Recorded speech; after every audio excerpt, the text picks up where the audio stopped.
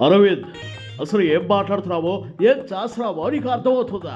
నేనేం చేశాను Chiranjeevi? తండేరు pre release event లో దిల్ రాజుతో మాట్లాడే మాటలు ఒకసారి గుర్తు చేసుకో. ఓ అదే, అందులో తప్పే ఉంది.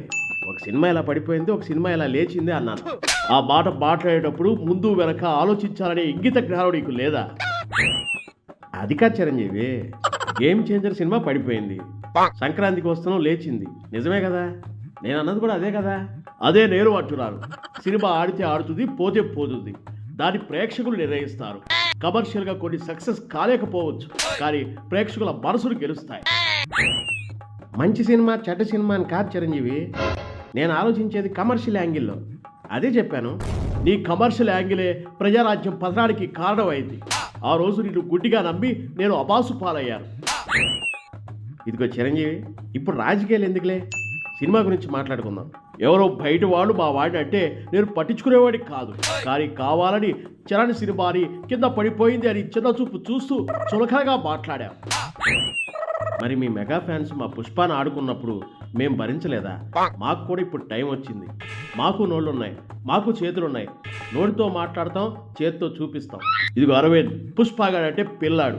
వాడికి ఏదో తెలుసో తెలియకో వాగాడంటే ఉడుకు రక్తం అని ఊరుకున్నారు. ఇంత వయసు వచ్చి అన్నీ తెలిసిన నీ బుద్ధి ఏమైంది? ఇదిగో చిరంజీవి, ఒకప్పుడంటే నాకు నీతో అవసరం ఉండేది. ఇప్పుడు నా కొడుకు బన్నీ ఇంటర్నేషనల్ లెవెల్లో ఉన్నాడు, ఐకాన్ స్టార్. ఇంకా నాకు నీతో పనేం లేదు.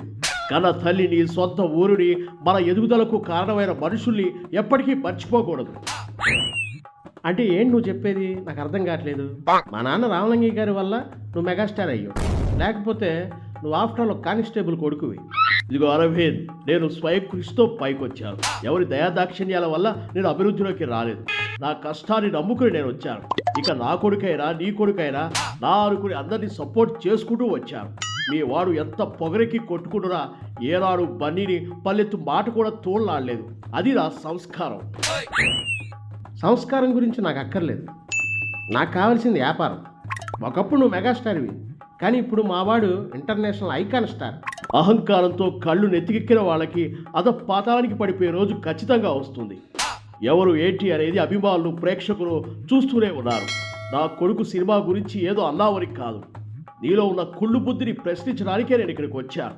నువ్వు నీ కొడుకు ఇలాగే చేస్తూ ఉండండి. అందరు హీరోల ఫ్యాన్స్ మీకు బుద్ధి చెప్పే రోజు త్వరలోనే వస్తుంది. కబడ్దార్.